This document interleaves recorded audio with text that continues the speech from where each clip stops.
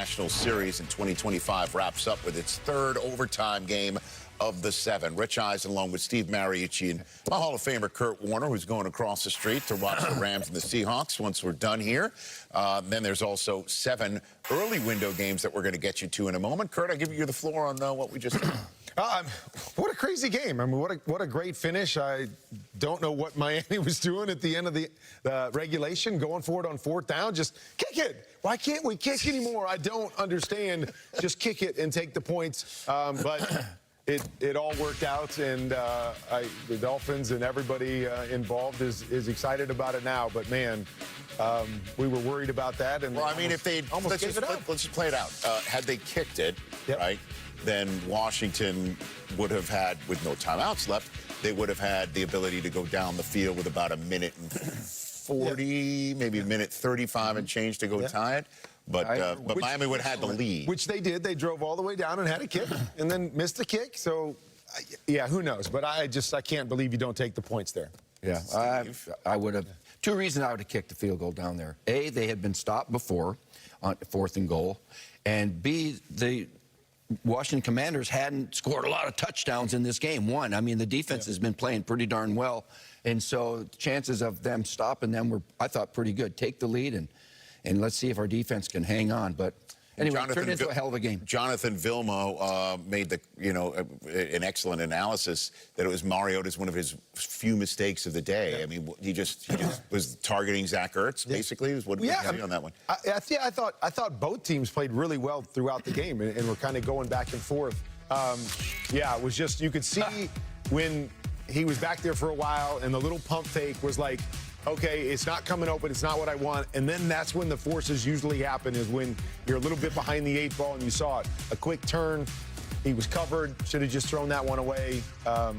Obviously a huge mistake, but as you said, one of his few mistakes, but it was a huge mistake that ended up costing him the game. I come away from this saying, hey, Washington's lucky to have Marcus Mariota as their backup quarterback because his skill set is very similar to Jaden Daniels. They can run the same offense. He uses his legs very well. He had the long run. You saw that earlier in the 4th quarter. He was very steady with 20 completions. It was really unfortunate to have that interception. The other thing is Dan Quinn calling the defensive snaps.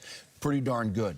Really good. I thought he simplified things. There was a handful of blitzes, but he kept everything in front of him. There was no big plays, really, with Miami's offense. And Dan Quinn calling the defense made a difference. Stopped them twice, not just that last one. Stopped them inside the 5-yard line twice on the day. So did a nice job. Miami Dolphins, once upon a time 1-6, now 4-7. The Washington Commanders, once upon a time 3-2, now 3-8. We're back at it in terms of NFL Game Day morning next week on NFL Network to take you to the Week 12 games. But in a moment, we take you to the Week 11 second window. We just had the first of 4 windows of football. It's sort of beautiful, right? That was window 1. Window 2 is Jameis Winston back at it for the New York Giants for the first time. One of 7 early window games we're about to discuss in a moment. 45 in the air, 3rd straight game of 100 scrimmage yards or more. He's with our Jamie Erdahl. Devon Achane, you have been making a name for yourself all season long, but you just played and won in the NFL's first game in Spain. What has this whole week been like for you? Well, it's been fun, man. It's been a great experience, being out here, just playing in front of, Spain, like I said, the first game out here. And I feel like, it was a great game for them to come out here and watch the boys to be the first. You had a heck of a game. How challenging was it? A couple of run stops right at the red zone. How hard was it to finally find the end zone in a game like this? Hard, like I said, man, that's a great team, a great defense, and we just got to capitalize on those things. When we're in the red zone, apparently we want to score points every time. We got to go to the drawing board and just fix. You have so many yards after you are contacted the first time. Where does that come from? That's just a mentality, man. Like just a mentality of me being a short running back, a little running back. Not being tackled by the first guy. How's your body feeling? I know you got hit at the end of the game. You said, what you say? How's your body feeling? It's good, man. My back, but other than that, I'm good. We got to win, so it don't hurt that. The rest of the day, live highlights final. It's all called NFL Game Day. It's very easy. It's not alphabetical order. Actually, it's in reverse alphabetical order. Live highlights final. But we do it by time, not by alphabet. Time order.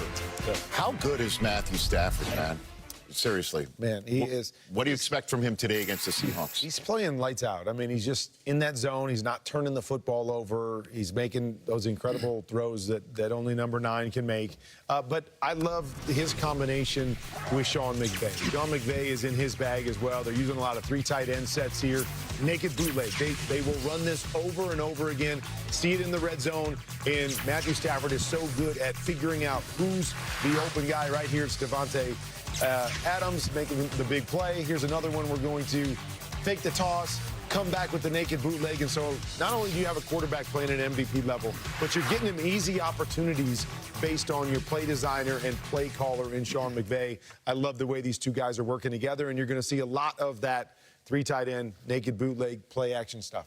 Were you making a 6-7 gesture in the middle of all that? I don't know if you, I saw what you did there. He's kind of a cool guy, you know. Chiefs. Whatever it takes, 6 or 6, Okay. whatever. Well, the game I'm looking forward to is that one in Mile High today over here, the 5-4 Chiefs against No, it's the 6. No, they're Okay, 5-4. 8-2. You're right. Okay. 8-2 Broncos over there in Mile High. You know what? The Chiefs came off a loss with the Bills, and you know what? Patrick Mahomes was under duress. He had sacked 3 times, pressured 20 times, and hit 15 times. And you know what? Here comes the Denver Broncos, because this team sacks quarterbacks more so than anybody in the league. 46 sacks by this Denver Bronco outfit. Nick Bonito.